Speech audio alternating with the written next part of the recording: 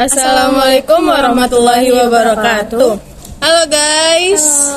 Perkenalkan, nama saya Kania Trimula Rizky dan ini teman saya. Halo, perkenalkan nama saya Gina Anugrah Nurrahmani. Kita dari kelas 1A. Baik, di sini kita akan menceritakan tentang sejarah Pancasila dan juga sejarah Orde Baru. Baik, di sini saya akan menceritakan tentang sejarah Pancasila. Awal mulanya Pancasila itu dibentuknya pada tanggal 28 Mei 1945. Lalu dirapatkannya pada tanggal 29 Mei 1945. Lalu diresmikannya pada tanggal 1 Juni 1945. Pancasila itu dari kata panca yaitu 5 dan sila itu yaitu prinsip atau asas. Baik, Pancasila itu diresmikan di Gedung Cho Sangin atau sekarang lebih dikenal yaitu Gedung Pancasila. Baik, Pancasila ini dibentuk oleh Bapak Rajiman Widyodiningrat. Lalu Insinyur Soekarno berpidato tentang Pancasila. Nah, kita kan sudah mengetahui nih tentang sejarah Pancasila. Sekarang kita akan mengulik nih sejarah dari Orde Baru. Apa sih Orde Baru itu? Orde Baru atau seringkali disingkat dengan Orba itu adalah sebutan bagi masa pemerintahan Presiden Soeharto. Orde Baru menggantikan Orde Lama yang merujuk kepada pemerintahan Presiden Soekarno.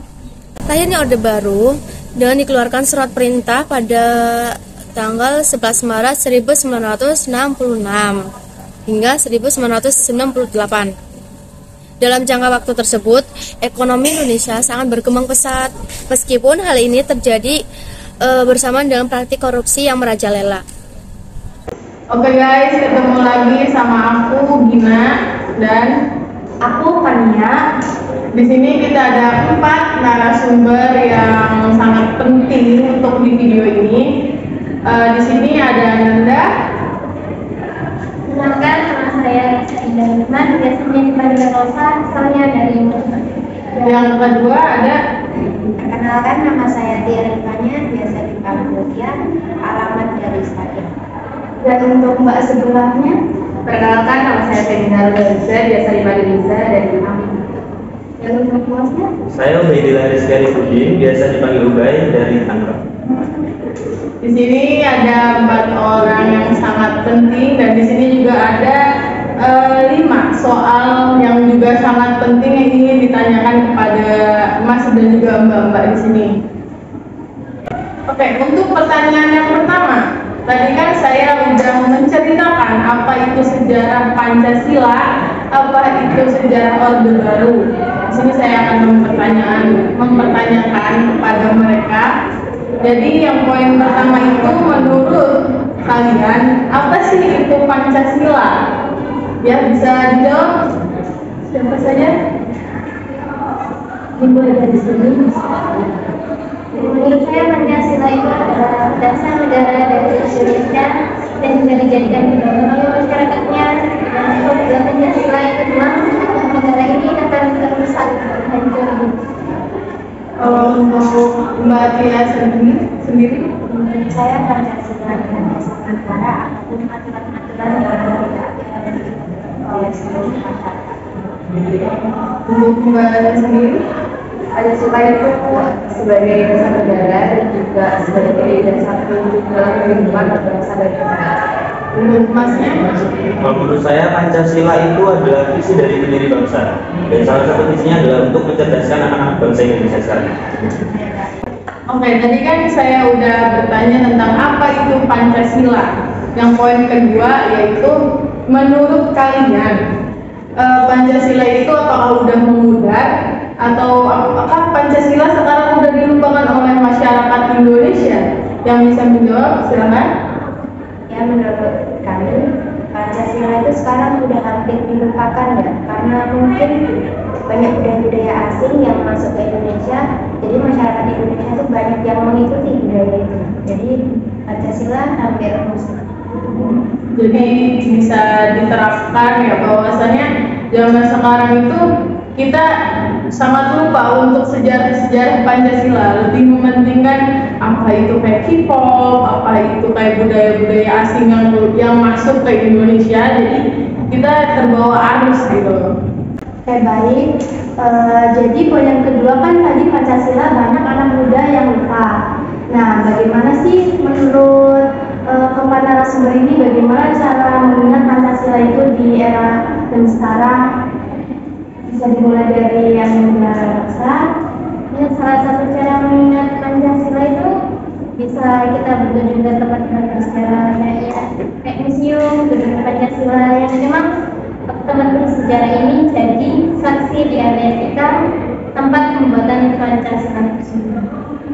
Nah, untuk Anda dia gimana? Menurut saya cara untuk mengenal Pancasila dengan bisa juga ya, kita kan sekarang udah ada di zaman yang apa-apa kan serba online, jadi kita bisa cari-cari atau melihat video-video yang sebelum-sebelumnya yang bisa kita ambil sisi baiknya dari video itu tentang Pancasila. Oke, baik. Untuk Ananda Liza, Kalau dari saya sendiri sih, kita kan ada Mangko Pancasila dan juga kewarganegaraan. Nah, bisa dari situ juga. oke, baik. Untuk Ananda Ubay gimana pendapatnya? Kalau dari saya sendiri, kita bisa ambil referensi dari buku-buku yang bisa kita baca, baik itu di perpustakaan kita sendiri ini, kampus, maupun di buku-buku di luar tentang Pancasila atau kewarganegaraan yang lainnya. Oke, baik. Baik, tadi kan pertanyaan-pertanyaan tentang Pancasila itu udah diutarakan oleh narasumber. Jadi sekarang pertanyaan yang keempat itu tentang Orde Baru. Tadi juga saya udah ceritakan tentang apa itu Orde Baru. Di sini saya akan bertanya kepada narasumber ini, apa sih hal apa yang Anda ketahui tentang Orde Baru tersebut? Kalau menurut Ananda Rosa, bagaimana?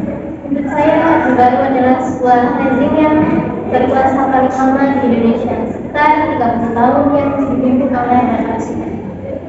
Kalau untuk Ananda Lia, Dari saya, Orde Baru itu suatu kumpulan atau mungkin komunitas pembubaran partai komunis yang memicu kepada tawuran dan lain-lain. kalau untuk Ananda Riza, Menurut saya, Orde Baru adalah suatu sistem pemerintahan yang ada di Indonesia yang menggantikan zaman sebelumnya yang didasarkan atas koreksi terhadap penyimpangan.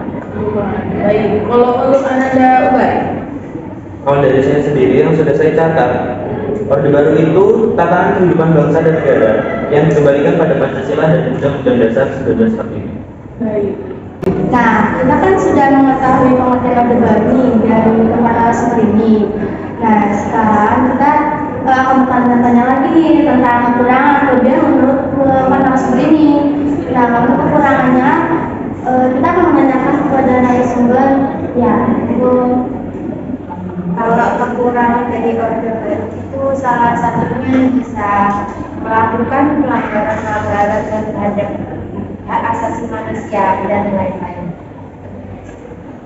Nah, untuk narasumber Rosa, menurut saya kekurangan pada masa Orde Baru itu banyak korupsi, nepotisme yang dilakukan oleh pemerintah. Baik. Nah, di samping kekurangan dalam Orde Baru juga ada kelebihannya nih. Bisa disampaikan oleh narasumber baik. Oke, salah satunya mungkin adanya peningkatan pertumbuhan ekonomi di Indonesia. Nah, untuk Ananda Liza, Nah, yang kedua itu mampu menciptakan stabilitas di bidang politik atau juga bisa di bidang sosial. baik. Baik, tadi kan udah dijawab oleh 4 narasumber ini. Tadi saya udah bertanya juga tentang semuanya.